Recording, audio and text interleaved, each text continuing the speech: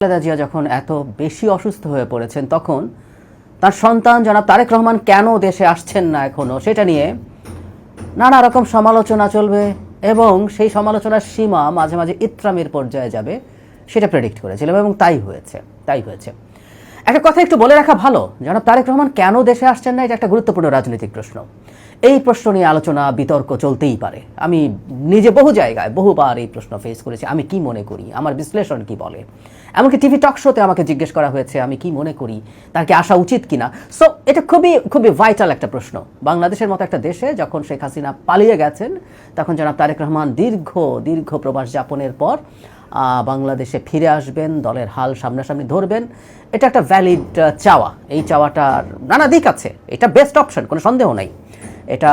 কিন্তু তিনি আশাটা নিয়ে আসলে কি সমস্যা আছে বা তিনি কিভাবে দেখছেন, দল কিভাবে দেখছে, এগুলোরও পাল্টাপাল্টি কথা আছে এবং আমি স্বীকার করতে প্রস্তুত আছি। এই ক্ষেত্রে অনেক সময় খুব স্পষ্ট না জবাবগুলো, এক ধরনের অস্পষ্টতা আছে। এই অস্পষ্টতা আবার এই বার্তাও সম্ভবত দেয় যে এমন কিছু আছে হয়তো যেটা আমরা জানি না। যাই হোক, সেটা নিয়ে সমস্যা নাই। এখন বেগম খালেদা জিয়া যখন অসুস্থ হয়েছেন, তখন বেশ কিছু মানুষ এবং খুব স্পষ্টভাবে জামাতের সাথে অ্যালাইন্ড লোকজন, জামাতের সাথে অ্যালাইন্ড পেজ, ব্যক্তি এটা নিয়ে নানা যে বাজে কথা বলা শুরু করেছেন। বলছিলাম এগুলো ন্যূনতম সভ্যতাও মেনটেন করেন, এগুলো ইত্রামের পর্যায়ে গেছে। মানে তারেক রহমান কত খারাপ যে তিনি তার মায়ের এই মরণাপন্ন অবস্থায়ও দেশে ফিরছে না। মানে এই হচ্ছে, সব নাকি ঠিকঠাক আছে তারপর আসছেন না। সব ঠিকঠাক আছে কি নেই এটা তারেক রহমানের চাইতে কেউ ভালো জানেন না।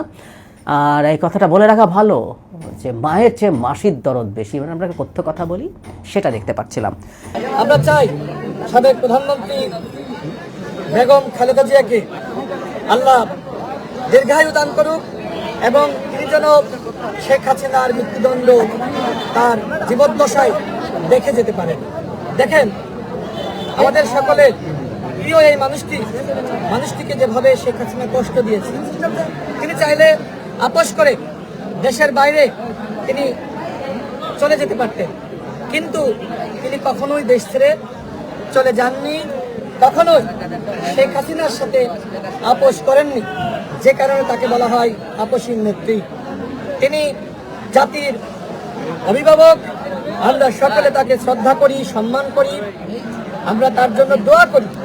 তিনি জাতীয় ঐক্যের প্রতি, তিনি আধিপত্যবাদের বিরুদ্ধে সবসময় সংগ্রাম করেছেন।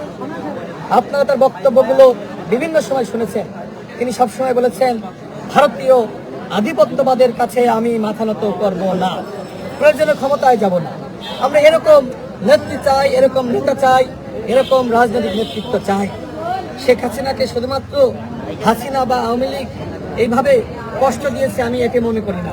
মূলত ভারতের নির্দেশনায় তাকে এইভাবে কষ্ট দেওয়া হয়েছে এবং আওয়ামী লীগ যেটি মনে করেছিল যে বেগম খালেদা জিয়াকে কোনোভাবেই বাইরে রেখে তারা এই ধরনের একতরফা নির্বাচন করতে পারবে না, যে কারণে ভারতের নির্দেশনায় তাকে এইভাবে মিথ্যা মামলায় গ্রেপ্তার করা হয়, শাস্তি দেওয়া হয়।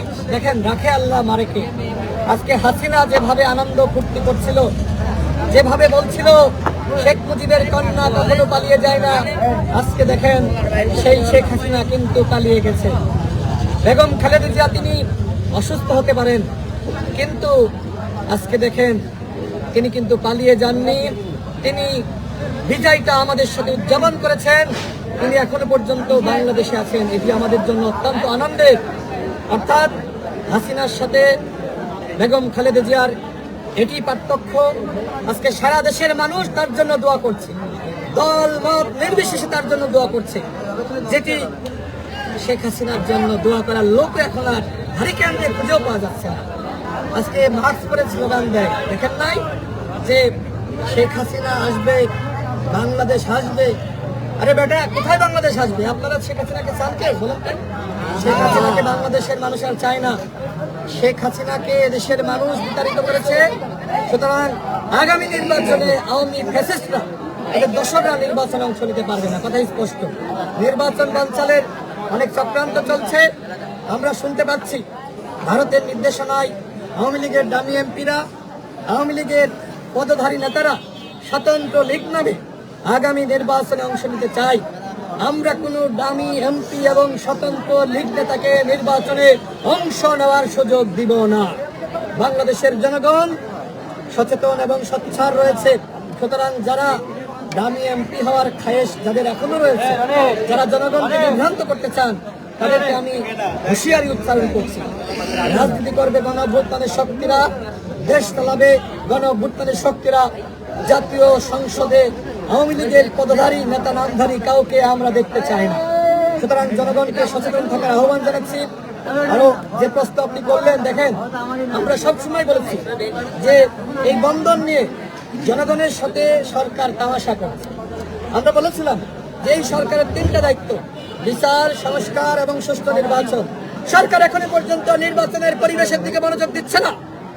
এখনো পর্যন্ত সকল দলের প্রার্থীরা সঠিকভাবে গণসংযোগ করতে পারছেন, আমি নিজেই পারছি না। নানানভাবে আমাকে হয়রানি করা হচ্ছে, বাধা দেওয়া হচ্ছে। তারপরেও আমি চেষ্টা চালিয়ে যাচ্ছি। নির্বাচনের পরিবেশটাই সরকার এখনো পর্যন্ত পুরোপুরি তৈরি করতে পারে না। এখন সরকার তাহলে কাজটা কি?